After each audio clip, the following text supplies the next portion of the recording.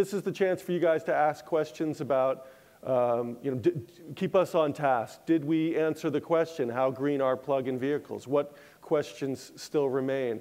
I'm going to throw one out there while folks are lining up, and that has to do with hype versus reality, right? There's something about cars that are so attractive, and we all, many of us drive them, and there's something that just, those machines are just so cool for so many people. So when you think about making a big change to an electric drive vehicle, and electric cars are fast. That's a big part of the equation too. They're going to be fast, fun vehicles. Are we getting too excited about the environmental benefits when you consider all of these different factors that line up that, it's not so clear cut. It's in certain parts of the country, as was pointed out, in certain parts of North America, it's a better choice than others. There have to be a lot of different things that align. So are electric cars being overhyped as an environmental solution? Luke, you want to? I would just say that one thing you have to realize, and as I mentioned in my talk, there needs to be a parallel process here of cleaning up the grid and getting these vehicles out on the road. The fact is that it takes us on average 15 years at least to turn over the fleet. So if you don't start now, you're going to be waiting, and then all of a sudden you're going to, it's going to be a crash course, a crash finish to try to get those large reductions. So while it's important to keep in mind what the cost of these vehicles are going to be and that consumer acceptance is going to take some time, if you don't start early, you're not going to get in that game. And just as an example, hybrid vehicles, right? Toyota will tell you they've been making the Prius for 10 years, but what are hybrid vehicle sales in the US? They're 3% of new sales, right? So, yeah, less.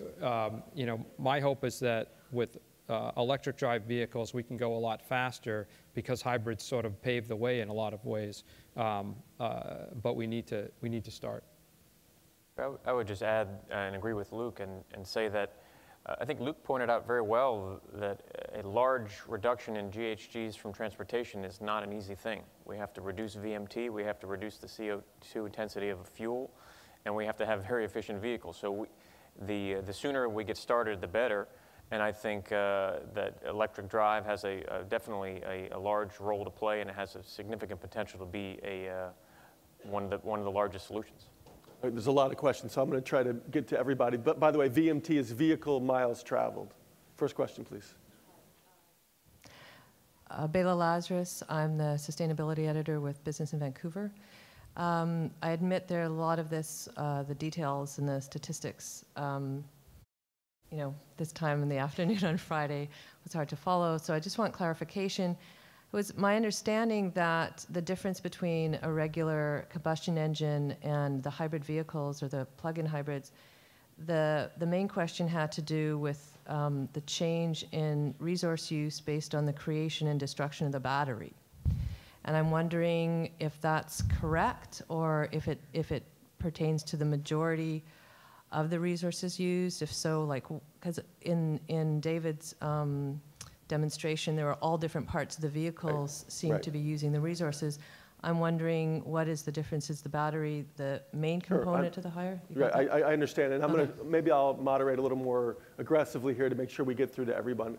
Quick question for David. What percentage of these vehicles are the rare earth metals that have these, you didn't really discuss how detrimental or how destructive the rare earth metals are to process. Is this a major factor in the manufacturing of these cars and the overall equation from your perspective? I'll try to balance that answer for the questioner. All of these metals can be recycled. And as you start ramping up production of the cars, the recycle pool will grow as well. That will take stress off the new source identification.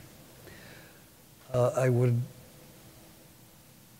suggest that we are not going to mine anything in any way that's detrimental to the environment.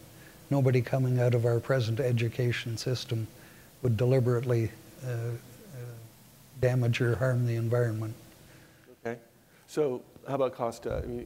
You've looked at the whole life cycle. Are the batteries the big issue, or is it in use, or where does it rest? I think batteries impacts, we're talking about GHGs. Now, Luke, David can talk a little bit more about the local environmental impacts, which are also significant. But GHGs, the batteries are fewer than 10% of the life cycle GHGs for the vehicle. We found 2 to 5% for lithium.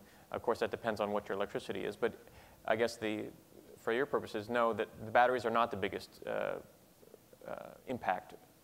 So what is? The combustion of gasoline and fossil fuels to make electricity for the vehicle's use. It's roughly like a 80% in use versus 20% production. Absolutely. Okay, next question. Yes, hi, James Murphy from UBC. Brad, you asked the question at the end, did we answer the relevant question here? And I think Konstantin showed us how to answer that. Showed us the life cycle assessments. But I have to direct my question to the fifth member of the panel here, who's actually not here.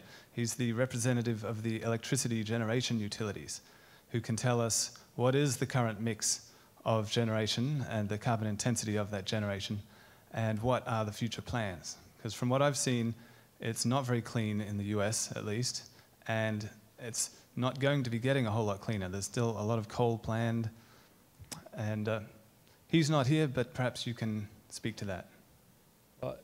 What I mentioned in our study, what we looked at was what's the marginal electricity needed to charge a vehicle. And as I said, we looked at carbon policies being put in place. So absolutely, these vehicles are cleaner than the vehicle mix that we have today. And going forward, we will continue to be in that place and actually be in a better place if we put a carbon policy in place on the electricity sector. So it's, as I mentioned, from my organization's perspective, curbing global warming is our #1 strategic priority. We put all our resources practically into trying to get a Senate bill passed, and it's because we need this parallel approach, both on, we need it on all sectors. And also, isn't it true, as some argue, that it's easier to clean the grid, not that it's easy, but it's easier to clean the grid in a sort of a centralized strategy, and the grid is getting greener than it is to clean up the, I don't know, we're close to 1 billion cars on the global park, right? With some projecting 2 billion cars in the global park in the next couple of decades with the growth of China. Isn't it easier to clean up the grid than to clean up all the cars that are running about? Well, I think that... Let's Sivan jump in. If I could also make a comment, I think the jump to thinking that the electricity to charge these cars has to come from the grid is wrong. I mean, there is a very clear and easy way of taking care of your own energy needs for your shelter and your mobility. And I mean, it's just a question of with design. all due respect, though, we didn't see any prices on how much these vast PV panels would cost. Can you talk about those? Well, no, I did show it for the car. I mean, 2.2 kilowatts of PV was installed on the roof to be available to the car. The installed 2.2 kilowatts is about $6,000. Put that in your mortgage, amortize it over 30 years, and that spreadsheet is available for you to look at more closely and send me your comments. But basically, it comes down to 4 cents a kilometer. That's right, yeah. Well, let me thank you for that question.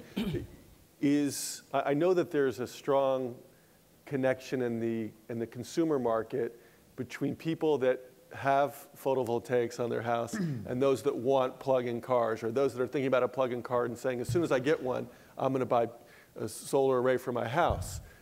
When you guys, Costa and Luke, when you guys are doing this analysis, does that factor in? I mean, is that a niche, or is it really something that's going to start to creep into your analysis?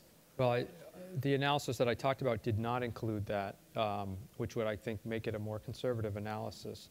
But what I mentioned in my, under the principles for the public utility commissions is they should be providing direction or incentives or streamlining the process by which, hey, if I'm going to go look at an electric car and I'm interested in bringing one home, then my utility should be involved, or whoever, or the hook me up with a consultant that can tell me how I'm going to get those solar panels on my roof. What size do I need? Am I in a good place to do it?